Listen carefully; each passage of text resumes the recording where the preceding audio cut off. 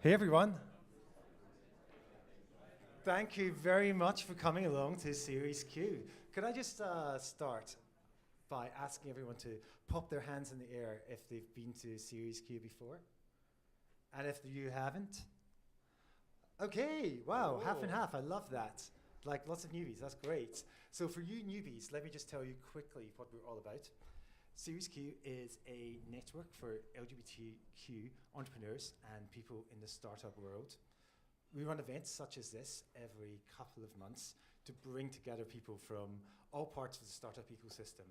Whether you're a founder, a wannabe founder, an investor, work in VC, maybe you're a freelancer, maybe you want to start a startup, or maybe you actually don't know. So we want to bring all of you together in events like this to share information, meet each other, and get inspired by our wonderful speakers, such as Ali and Rob. So Ali, among many other things, is co-founder of a luggage delivery startup called Sherpa, and Rob is a co-founder of Squad Social.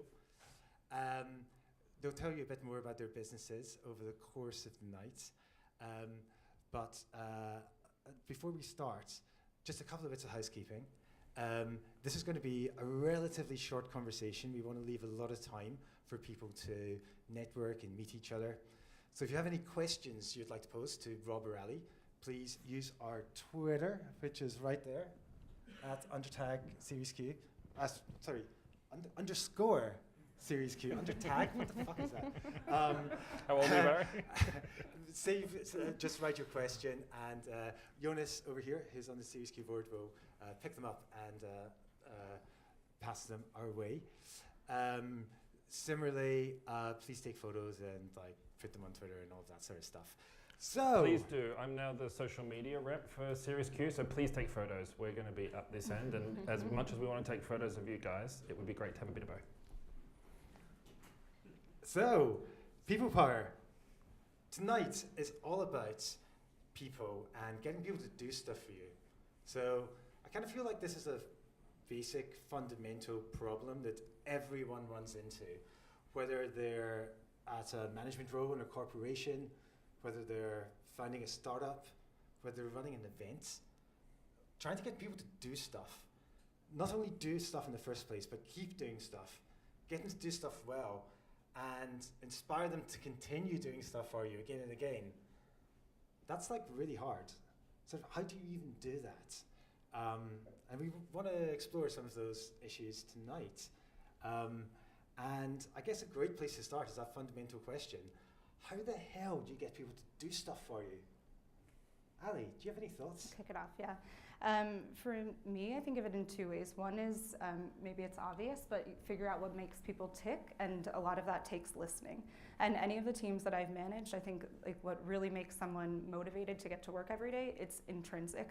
Whether or not you're able to pay your people, whether it's a volunteer position or for your startup or in your business, people aren't motivated at the end of the day to get up by their money or by their salary or their bonus. They're motivated when they're in a space where they feel safe to learn and experiment. And the other thing is figure out how you can show people the impact of the work that they're doing. So get your coder out from behind their screen and let them see customers actually using their product.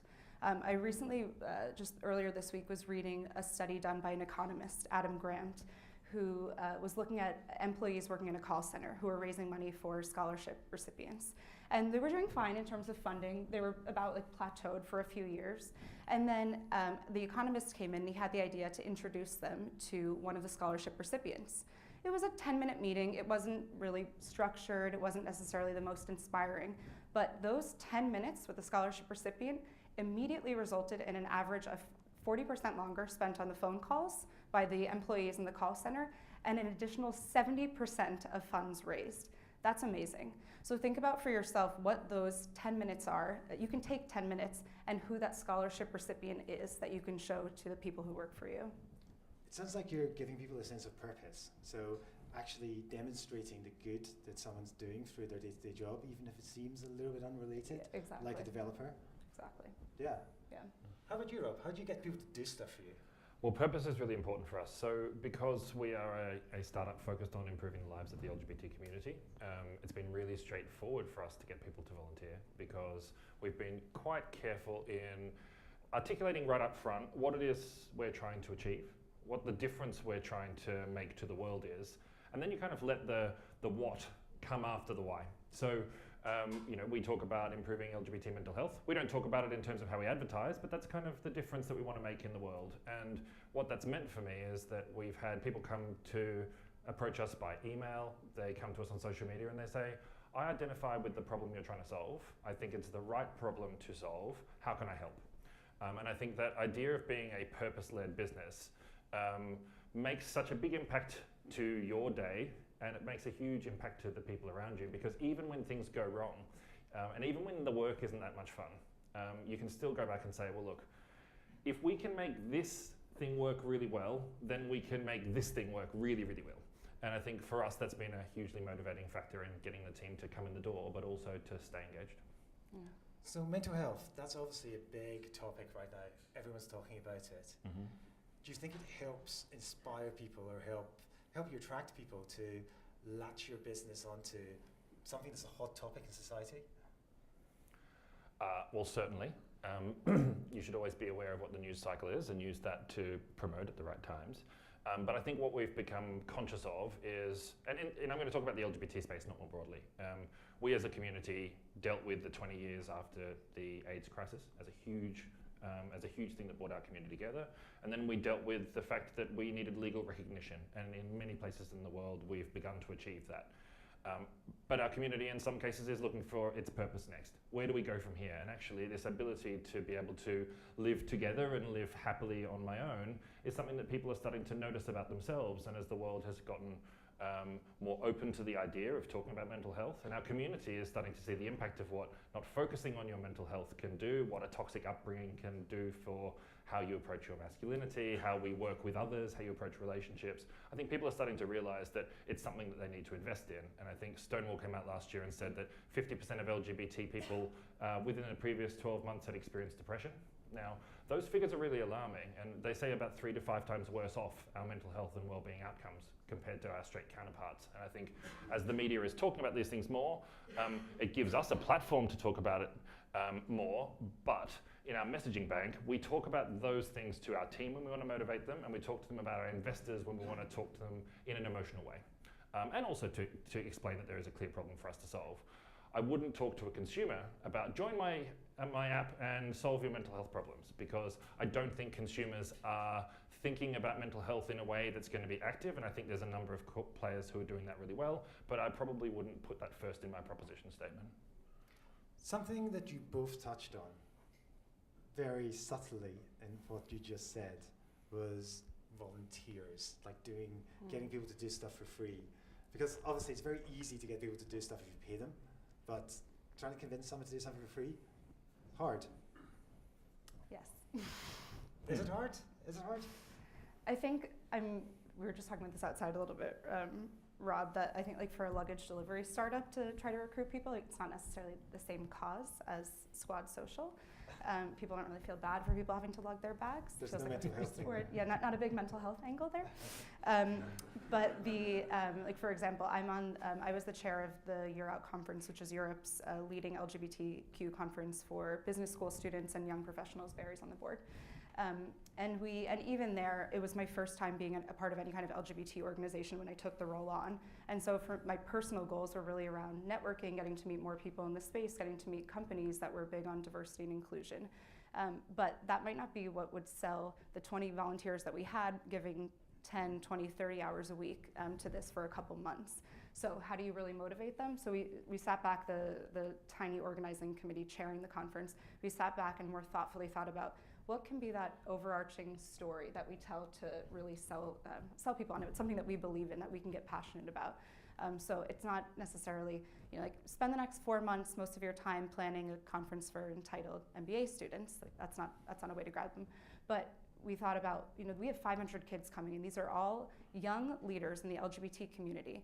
So this is an event that a weekend that can inspire them to go out and create change after business school in themselves, in their communities, in the companies that they work in the diversity space. Now, let's use that lens to encourage other people to join the conference, to encourage our sponsors to come on board and create our content all around that lens. So it's about the framing. And the other thing is, I think I've seen this with our startup with Sherpa, it's about publicizing everywhere.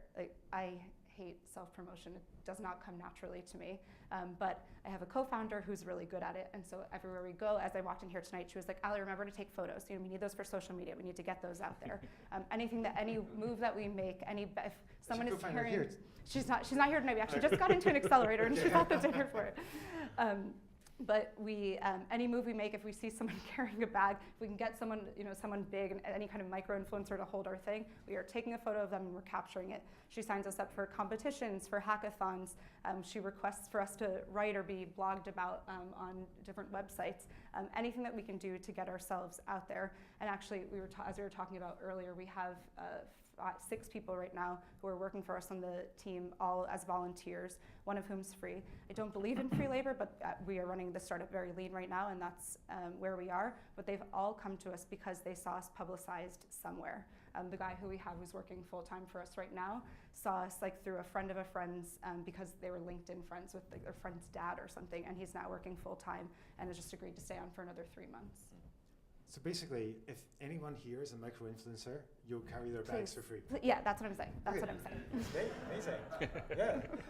How do you get people to work for free? We've been lucky people have come to us. So I spoke at an Intertech event about the future of dating apps, which we are not one of, but talked about why purpose again.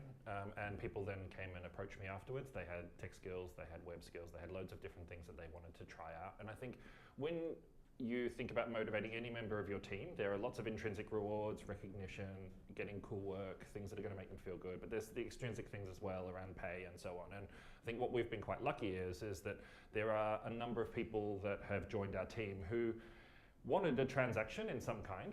Not everyone is going to be purpose-driven for the rest of their lives, because when you're hungover on a Friday morning, you're not going to be thinking about saving somebody else's mental health. But there's a psychologist at UCL who's really interested in both understanding triggers for mental health for people with non-binary identities, and believes that he should change the model of research to be more real-time using social tools and that kind of thing. And so there's a transaction there. He got experience that's going to help him move to the next stage of his career, and we got something out of that as well. And so that became a good way for us to really connect the dots. And I think going back to listening, the more you understand what people's agenda is in life generally, the easier it is to understand how your agenda and theirs might line up. Most of the people that have come to my team are not just getting a bit of experience.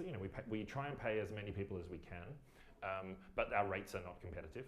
So there's always going to be a free element to it. And as long as people feel like you are helping their journey as well as helping yours, then I think that has been a huge success for us. So it's all about giving people a sense of personal benefit or some career benefit. Indeed. This is a cool project for us to work on. Imagine if, we're the next Grindr and everyone's got it on their phone. Wouldn't you love to be at the beginning of that journey? You've done the illustration for this. Everybody is going to see your designs in this app. It's going to be here. It's going to be there. You've got a huge portfolio piece. Those kind of things are really motivating for people. And we've talked to lots of young people, which is our core audience. And we've been able to get university students and others in. And it is just a fun project. Right, so it's not always fun, but it is, and we've motivated people by reminding them that actually it's not often that you get an opportunity to make change. It's not often that you get to be part of a project like this, and people aspire to work in startups. They don't necessarily know why, and so we give them that opportunity. We give them that opportunity, and then they never do it again. No, but I think it is going back to that point about people power, right? We've 10 times the amount of impact that we would have had if it was just me in a room. And that's because we've looked at people around us. And there are lots of community organizations, there are lots of charities, there are loads of people whose values align to yours. And it's about understanding what your values are really clearly, thinking about other people's values and trying to find where those overlaps are, because that's where the magic happens. And you'll find that somebody that aligns with your values is going to work twice as hard as somebody that you pay per the hour. and it may be better for you to go for values alignment for certain roles at certain times. So given you've had such good success recruiting from Intertech events, obviously tonight you're recruiting as well. Exactly. So we'll get to an exercise later on about who's got how many hours a week they're willing to give up to businesses like mine. No, we will not be doing that. But yeah, I mean, this is the thing. This is a community, right? So, and not everybody has been to these, and a lot of this stuff happens in person at these events. So you may be new to this community, but communities are about give and take. And we exist within a community of communities. That's kind of what our thing is if you're a part of a community of like-minded people, your mental health is 3 times better. That's the data. So everybody here, this engagement is going to be good for you. And I think it's being able to put yourself into somebody else's shoes makes a huge difference. And putting myself into your shoes, you know, I'll be talking about Series Q at the next Intertech event. Excellent. We love Intertech, by the way. They're good friends of ours. They're partners. So that's one way of hiring people, like going to an event. How about other ways of trying to find people? How do you find people to work for you or just do stuff for you? I would say that a lot of the people that we've had, especially on the volunteer organizations that I've run, have been friends or friends of friends, which is, as we were talking about a little before, can always be a challenge. But I think that I learned in the last year about the concept of humble leadership. I don't know if this is a popular concept. Do you guys know about this? Humble leadership is essentially leading from behind. So you're not chastising anyone, which I found very, very useful in terms of managing friends. You're leading from behind. You're never telling someone, you know, like you fucked up and X didn't happen. It's a matter of taking them out for coffee, maybe getting them out of the office and talking about why, you know, like what's going on. Like Barry, what's going on? You know, like I saw X didn't get done. You know, what's happening in your personal life? Like how can we, you know, both of us want X to be done. We're working towards that goal. So how can we get there together? Yeah, so that honestly, like I would say probably friends and the networks within friends has been the biggest way to get our team together. Friends, yeah, it's a really interesting one, that working with friends, because I feel like there are some people out there who really separate their professional lives and their personal lives, but particularly in the startup community and in the tech community, that happens much, much less. There's much more fluidity between both zones. Yeah, is that right? Well, because if you've ever been friends with an entrepreneur, they're obsessed. And you will hear all about their business all the time, and no matter how much you try and put boundaries around things, if there's a call that needs to be taken at 9:30 at Wagamama and it's too noisy and they go upstairs and they've had a call for 45 minutes, that's the nature of what they're trying to do. They're trying to achieve something that nobody else has done before. My fiance's about to leave me for this, yeah. Yeah. And so I think even just by virtue of being an entrepreneur, your friends are dragged into it too.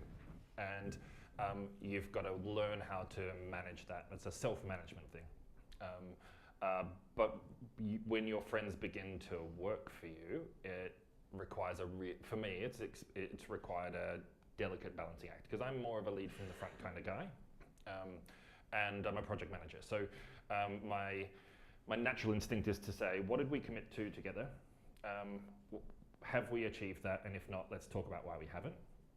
Quite a transactional style of things, and when it's your friends, that can be really hard. So I had a woman who was working with us on our branding.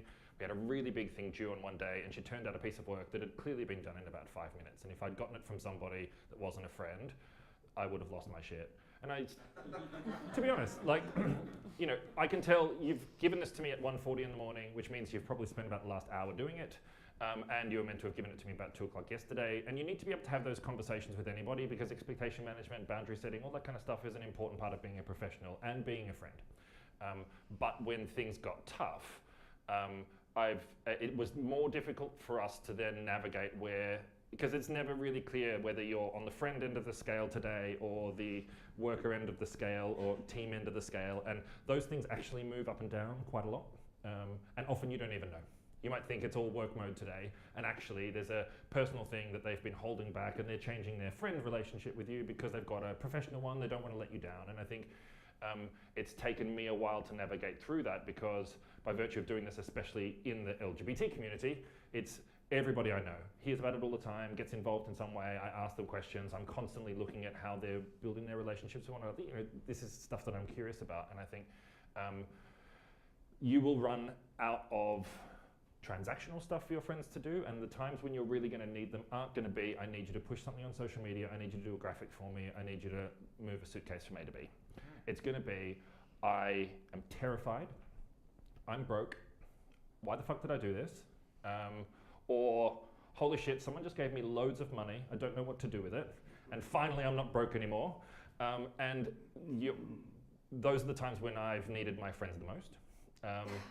And I think it's then just understanding about how much give and take can you really, you've got a certain amount of political capital you can spend with anybody at any time, and that includes your friends. And so that you've just got to manage those two things together. You know, I was just thinking, this wasn't on our discussion, our guide earlier, this just came to me.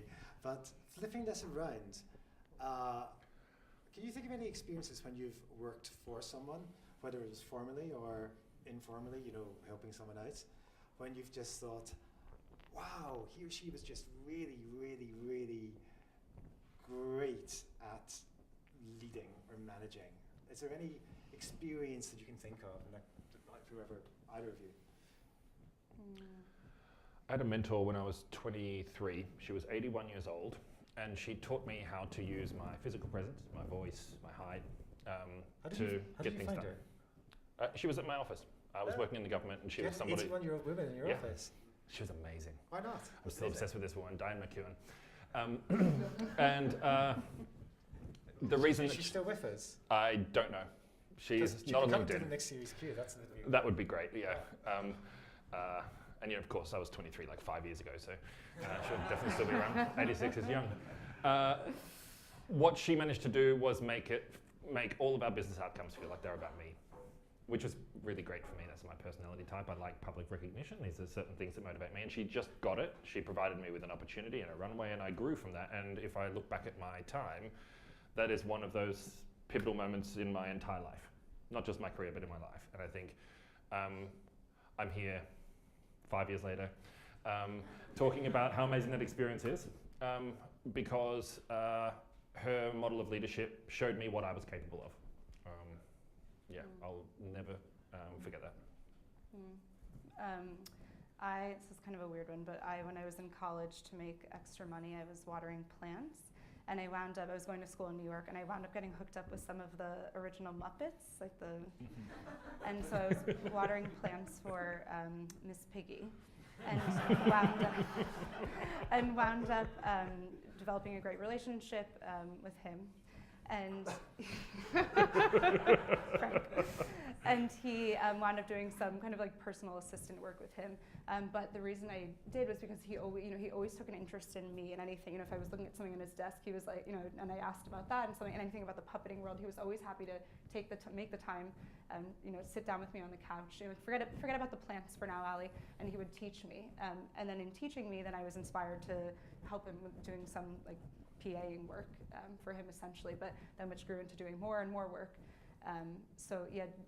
He created a space for me to be learning to like plants, and doing PA work isn't like the path that I went on, but I felt inspired by him. Like I could be doing anything, but because he was guiding me along the way. Because he just made the time to understand you personally and understand what motivated you. Yeah. And more to the point, you were Miss Piggy's assistant. Yeah, so real claim to fame. That is utterly amazing. Where do you go from there? Do we have any questions on Twitter or anything? No, don't worry about it. No one ever does. Yeah, please do.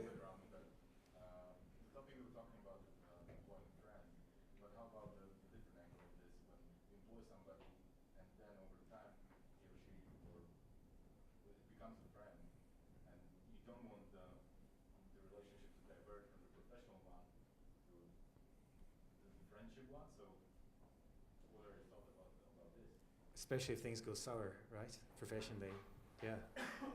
Either of you ever had that situation? What do you think, Ron? Yeah, so I was on a leadership program many years ago, and they talked about push and pull, different types of influence, setting boundaries, setting expectations, talking about performance. Many of those things are push. So, I'm making my expectations clear on you, and I'm asking you to do something for me. And pull is more like,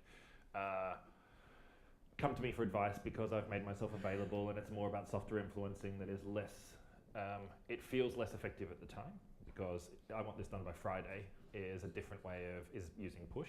Whereas when you're using pull, it's like, wouldn't it be great if we did these things? There's a different way of influencing people, and I think in the workplace, I certainly am more naturally able to adjust the two, because using a push style of interaction with your friends can be quite tough, because I can just tell you to fuck off, frankly. In the workplace, they wouldn't do that. Your roles and all of these kind of new things come in that are very conceptual, but they have a big influence on how your relationship is shaped, and they set boundaries and parameters in which you know there are behaviors in which you can operate in. I found it easier to move from that space into friendships because it allows me to still be flexible, but people will know, well, there's time for business. It feels harder now because there's a lot of attention paid to what is appropriate behaviors in the workplace and what is appropriate behaviors outside of the workplace, and I'm still trying to figure out how I fit into that when I'm becoming friends with people, especially on a company that's so close to my home. But I found it easier to go in that direction than I have going from a friend and asking them to work for me, because you're setting new boundaries and that kind of thing. That was a very long answer, sorry. Any other quick questions? We've probably got time for one more if there's something. Or we could just jump on to everyone's favorite part of the evening, a little bit of facilitated networking. So, anyone who's been to Series Q before knows that we love networking games and we love creating opportunities for people to meet new people. Oh, yeah.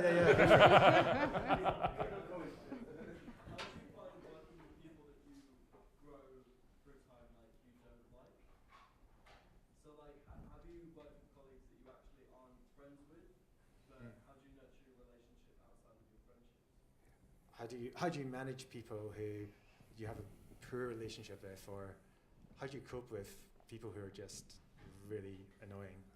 Yeah. Any thoughts?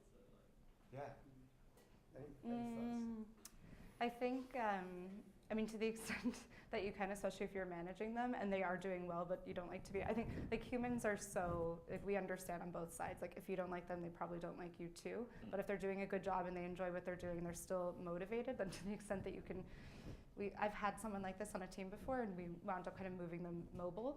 And for them, it was great. They felt like, but we didn't necessarily have to have that FaceTime in the office. I think to the extent that you can do that. What an offer. So, before we all wrap up and go for more drinks, I want to give the microphone very quickly to Carly over here from the Department for International Trade, who is going to talk about a really exciting initiative they have just launched and are currently accepting applications for. Carly. Thank you. This was my hustle to get like 30 seconds on the stage as well to come and promote it. So we've worked with Series Q. So as Barry said, my name's Carly. I work for the Department for International Trade on the Technology and Smart Cities team. And we are putting together a trade mission going to New York in June, 26th to the 28th. And it's an LGBTQ founders mission. We believe it's the first mission in that space that the UK government has supported. We're just kind of checking that out. Coincides with World Pride. There's the opportunity to participate in the parade as well. We've got 3 days of networking, meeting investors, VCs, pitch training, generating new business leads for exporting and investment. So if you're interested, if you want a little bit more information, if you want to engage with the team that I work in, if we can help you, if you're a tech company in some way, please come and see me. I'll be wandering around, probably near the white wine, and please don't tell anyone at work I said that. And I'll have a flyer, so please just come and connect with me if you're a tech company as well and are looking for support to export around the globe. Okay, thank you. Thank you. Thank you, Carly. And before we go for drinks again, I just want to give the floor to Rob and Ali to talk a little bit about their businesses too, because I appreciate we didn't really get a chance to do that. So I will let you decide who goes first. Ali. So, fire up. So as Barry said, Sherpa is a luggage delivery service. We take your bags from your home, hotel, or Airbnb directly to the airport or train station so that you don't have to lug them around during the day. So quick pitch, imagine you're staying in an Airbnb, you have to check out at 11 a.m., your flight's not until 9 p.m., and you don't want to have to lug your bags over cobblestones and into tiny little cafes throughout the day. What do? You call up a Sherpa, and we pick your stuff up right from your Airbnb and deliver it to you at the end of the day at the airport.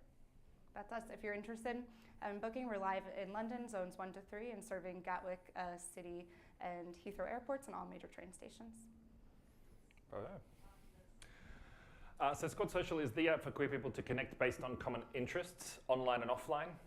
We are in our early access stage, so we've got people coming in, we're connecting them directly with communities of interest. So if you want to join entrepreneurs, you want to join tech, you want to join photography, you want to join a sports club, we're providing a way of signposting people to all of the amazing things that are happening in our community, but are really hard to find because we've only really coalesced around 1 or 2 tech platforms as a queer community, and they're all a very gendered experience, and actually we think that the magic of our community is when we all come together. So that's Squad Social. I think that deserves a round of applause, right?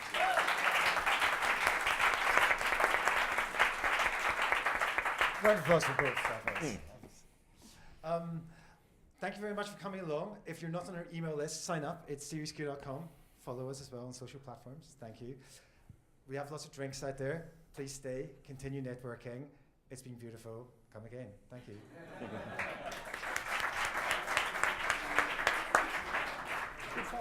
That's fun. Fun.